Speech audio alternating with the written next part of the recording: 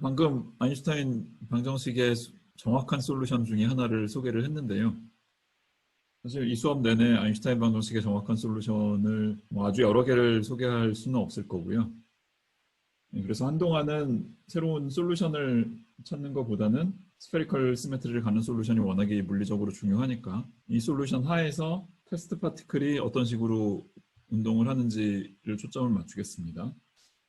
여러분들 기억하실지 모르겠지만 스페리컬 시메트리를 갖는 지오메트리에서 구면의 탄젠트한 방향으로는 안 움직이고 오로지 레디얼 방향과 타임 방향으로만 움직이는 파티클 트러젝토리 얘기는 우리가 전에 이미 했었죠. 그때와 지금의 차이는 이 매트릭이 어떤 경로로 등장을 했는지 이제는 여러분들이 안다는 거.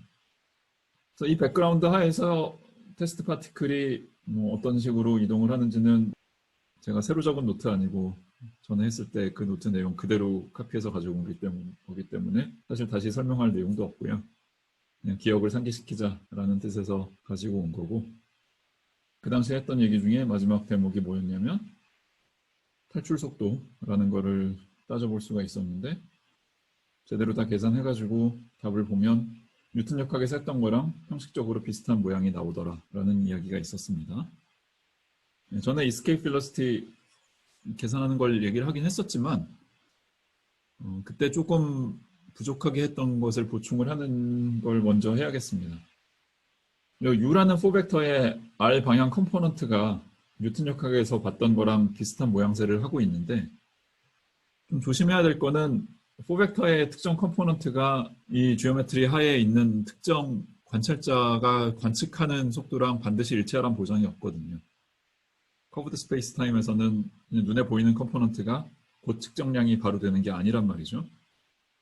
그래서 어느 관찰자가 측정한 거냐 기준도 명확히 밝혀야 되고, 어느 파티클을 관측하는 거냐 관측 대상도 정확히 밝혀야 되고, 관찰자와 테스트 파티클 사이의 상대 속도도 정확히 파악을 해야 되고, 그 과정을 한번 밟아보겠습니다.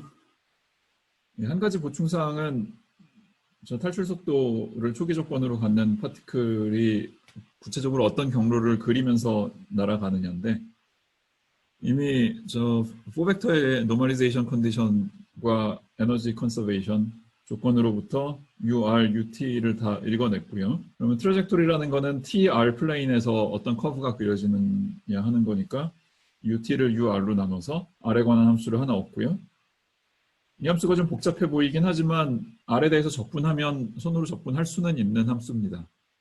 그 적분 모양이 좀 다소 복잡해서 제가 굳이 정확히 적진 않았는데요.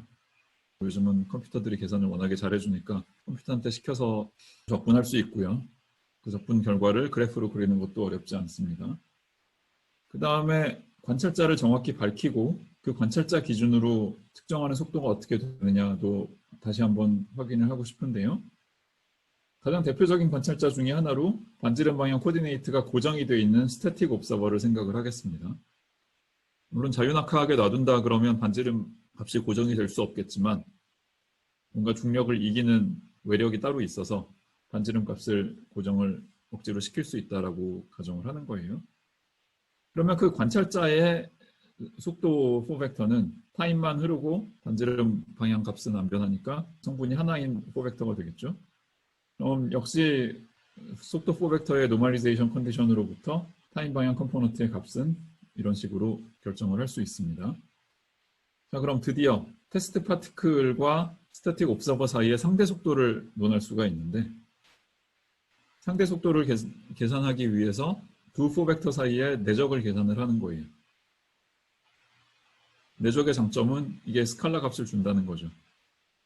스태틱 옵서버의 코무빙 프레임과 테스트 파티클의 코무빙 프레임 사이의 상대 속도를 내적을 통해서 계산을 한다는 건데요. 일단 내적을 통해서 스칼라 값을 얻고 나면 제3, 제4의 다른 프레임에서 보더라도 이 값에 대해서 이의 제기를 할 수 없다라는 거죠. 구체적인 계산 과정은 매트릭 컴포넌트와 옵서버의 속도 벡터의 컴포넌트와 테스트 파티클의 속도 벡터의 컴포넌트인 거고요.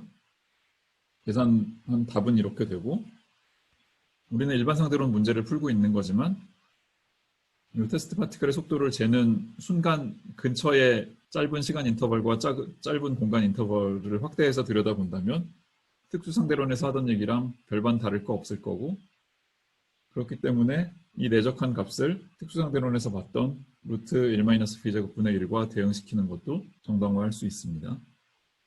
그래서 결국은 똑같아요. 결과는 b제곱이 2gm 나누기 r이 되는데, 그냥 4벡터의 한 컴포넌트가 이런 값을 가진다라는 거는 관찰자 기준으로 엄밀한 의미를 부여할 수 없고요. 제대로 하려면 이렇게 4벡터들 사이의 내적을 취한 결과를 코무빙 프레임들 사이의 상대 속도로 해석을 하는 과정을 거쳐야 합니다. 그래서 뭐 한편으로는 뉴턴 역학에서 본 결과랑 거의 똑같이 생긴 결과를 얻어서 기분이 좋기도 한데, 이 r이라는 코디네이트가 우리가 선택한 특정 좌표에 의존하는 표현이기 때문에 뉴턴 역학에서 얻었던 결과랑 형식적으로 똑같은 결과를 얻었다고 너무 지나치게 좋아할 일도 아니라는 점은 좀 주의를 해야겠습니다.